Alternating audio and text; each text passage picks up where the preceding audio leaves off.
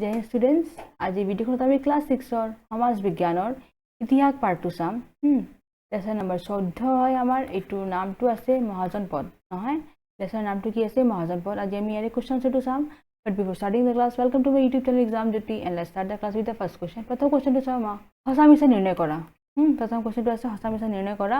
আমাৰ পুৰাতত্ত্ববিদসকলে খনন কাৰ্যৰ দ্বাৰা জনপদ সমূহৰ বিষয় তথ্য লাভ কৰিছিল এটো আমাৰ হসা হ'ব ঠিক আছে জনপদৰ দিনত বিভিন্ন ৰঙৰ মাটিৰ পাত্ৰ তৈয়াৰ কৰা হৈছে এটো আমাৰ হসা হ'ব ঠিক আছে নেক্সট হ'ব মহাজনপদৰ সময়ত লোৰ ব্যৱহাৰ হোৱা নাছিল এটো আমাৰ বস্তুটো মিছা হ'ব ঠিক আছে হৈছিল তেতিয়া লোৰ ব্যৱহাৰ ওকে তাৰে পিছত চাব মহাজনপদৰ দিনত শস্যৰ ওপৰত 6/1 অংশ নহয় কৰ নিৰ্ধাৰণ কৰা হৈছিল গতিকে মহাজনপদৰ দিনত শস্যৰ ওপৰত যেতিয়া আমাৰ 6/1 অংশটো কৰ নিৰ্ধাৰণ কৰা হৈছিল এটো হসা হ'ব ঠিক আছে ইহঁতে তেতিয়া কৰটো লৈছিল ঠিক আছে মহাজন পদসমূহ সমগ্ৰ ভাৰতত চলিত হৈ আছে এটো বস্তু হসা হ'ব ঠিক আছে ইহঁতে গোটেই ভাৰততে জগা জগা ইহঁতে চলিত হৈ আছিল ওকে নেক্সট হ'ব আমাৰ হুদুটো বাছি লোৱা তলৰ কোনখন মহাজন পদৰ ৰাজতন্ত্ৰ নাছিল সেইটো হ'ব আমাৰ মগধ ঠিক আছে গতিকে আমাৰ ইয়াতে যে হুদুটো বাছি ল'ব দিছে তলৰ কোনখন মহাজন পদ ৰাজতন্ত্ৰ নাছিল তো মগধ হ'ব ঠিক আছে মগধ ৰাজ্যৰ কাষতে থকা নদীখন হ'ল এটো গংগা নদী ঠিক আছে নেক্সট হ'ব আপোনাৰ তলৰ কোনখন ঠাই 16 মহাজন পদ ঠিক আছে অন্তৰ্ভুক্ত নহয় এটো আমাৰ হস্তিনাপুৰ হ'ব ঠিক আছে নেক্সট হ'ব কোন বৃত্তিৰ লোক মহাজন সম্পদ সমূহৰ নাছিল এটো হ'ব আমাৰ পেদাচাৰী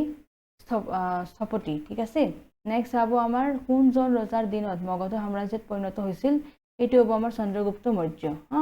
তাৰপিছত উত্তৰ দিয়া চাব উত্তৰ দিয়া কোৱেশ্চন বিলাক লিখিব এতিয়া আমি চাম তো মহাজন পদৰ দিনত কি উপায়েৰে খাদ্য শস্যৰ উৎপাদন বঢ়োৱা হৈছিল এটো হ'ব মহাজন পদৰ দিনত উন্নত ধৰণৰ লোৰে তৈয়াৰী সা-সঁজুলি ব্যৱহাৰ কৰি আৰু বীজ সিঁচি পুলি ৰোপণ কৰি অধিক শস্য উৎপাদন কৰিছিল ঠিক আছে ৰাজন পদৰ নিৰ্বাচন কোনে কৰিছিল সো ৰাজন পদৰ নিৰ্বাচন আৰ্যসকলে কৰিছিল ওকে নেক্সট কোৱেশ্চনটো চাব মহাজন পদৰ ৰজাসকলে কিয়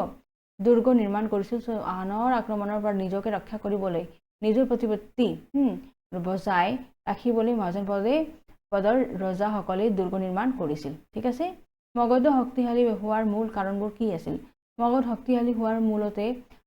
আছিল ইয়াৰ প্ৰাকৃতিক সম্পদ ৰাজি ওকে প্ৰধান নদী গংগা আৰু সোণ মগধৰ মাজেদি বৈ গৈছিল ঠিক আছে বাবে এই বিস্তৃত অঞ্চল সাৰুৱা আছিল নহয় আৰু ইয়াৰ ফলত পৰিবহন প্ৰাণী যোগান আদিৰ সুবিধা হৈছিল তদুপৰি মগধৰ বহু অঞ্চল হাবি বননিৰে পৰিপূৰ্ণ আছিল হাবিত থকা হাতীবোৰ ধৰি আনি প্ৰশিক্ষণ দি সৈন্য বাহিনীৰ কামত লগোৱা হৈছিল অন্যহাতে হাবিত থকা মূল্যৱান কাঠবোৰৰ জৰিয়তে সহজা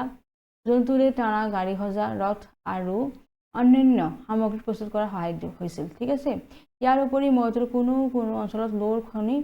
পোৱা গৈছিল এইবোৰৰ দ্বাৰা অস্ত্ৰ-শস্ত্ৰ কৃষিৰ সা-সঁজুলি আৰু অন্যান্য আচবাব নিৰ্মাণত সহায়ক হৈছিল ঠিক আছে সেয়েহে এই সকলো ফালৰ দ্বাৰা মগধ শক্তিশালী হৈ পৰিছিল ঠিক আছে নেক্সট কোৱেশ্চনটো চাব মহাজন পদৰ দিনত লিপিক নহয় বিশেষকৈ কি কামত ব্যৱহাৰ কৰিছিল মহাজন পদৰ দিনত লিপিক বিশেষকৈ ব্যৱসায়ীসকলে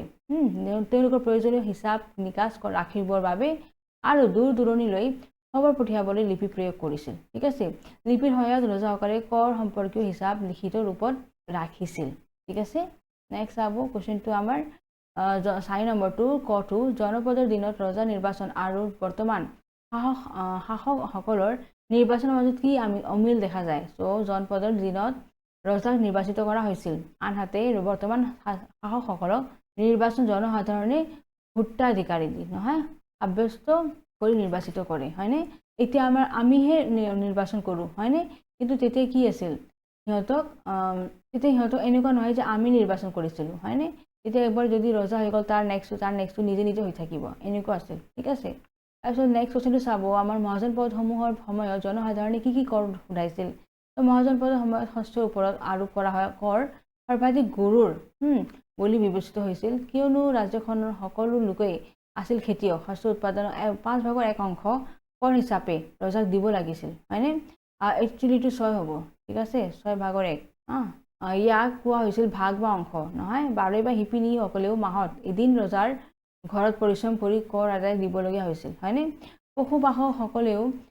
জীৱ-জন্তু অথবা জীৱ-জন্তুৰ পৰা উৎপন্ন হোৱা বস্তুৰ বাবদ কৰ কাটল আদায় দিব লাগিছিল ব্যৱসায় বাণিজ্য কৰা সকলে তেওঁলোকে পেছা কিনা কৰিবলৈ অন্য বস্তুৰ ওপৰত নিৰ্দিষ্ট পৰিমাণৰ কৰ আৰু কাটল আদায় দিব লগা হৈছিল ঠিক আছে শিকাৰী বা জংগলত নহয় বাস কৰা লোকসকলেও জন্তু বা অন্যান্য কাঠৰ সামগ্ৰী যোগান ধৰি কৰ কাটল দিব লগা হৈছিল ঠিক আছে দিব লাগিছিল গতিকে এইবিলাক হৈছে সিহঁতৰ ব্যৱস্থা এতিয়া আমি নেক্সট কোৱেশ্চনটো চাওঁ সিন্ধু নদী ভাৰতৰ কোন দিশত অৱস্থিত আৰু ই বৰ্তমান ভাৰতৰ কোন কোন ৰাজ্য চুই গৈছে সো পশ্চিম দিশত অৱস্থিত হৈ আছে আৰু ই বৰ্তমান জম্মু আৰু কাশ্মীৰ ৰাজ্যক চুই আছে ঠিক আছে চুই গৈ আছে প্ৰাচীন মগধ বৰ্তমান ভাৰতৰ কোন ৰাজ্যত অৱস্থিত সো প্ৰাচীন মগধ বৰ্তমান ভাৰতৰ বিহাৰ ৰাজ্যত অৱস্থিত ঠিক আছে বিহাৰত পৰি আছে মগধ ৰাজ্যটো ঠিক আছে মগধটো এতিয়া বৰ্তমান বিহাৰ ৰাজ্যত পৰি আছে আৰু এই সিন্ধু নদীটো আমাৰ পশ্চিম দিশতো অৱস্থিত হয় আৰু বৰ্তমান এইটো কি কৰি আছে জম্মু কাশ্মীৰক চুই আছে ঠিক আছে আৰু এইটো মোৰ ভিডিঅ'ৰ লাষ্ট কোৱেশ্চন আছিল আশা কৰিছোঁ আপোনালোকে বস্তুটো ভাল পাইছে যদি ভিডিঅ'টো ভাল পাইছে লাইক বাটন প্ৰেছ কৰিব যদি আমাৰ চেনেল সাবস্ক্ৰাইব কৰা নাই এক্সাম জ্যোতি সাবস্ক্ৰাইব কৰিব exam Jyoti okay thank you for watching জয় হিন্দ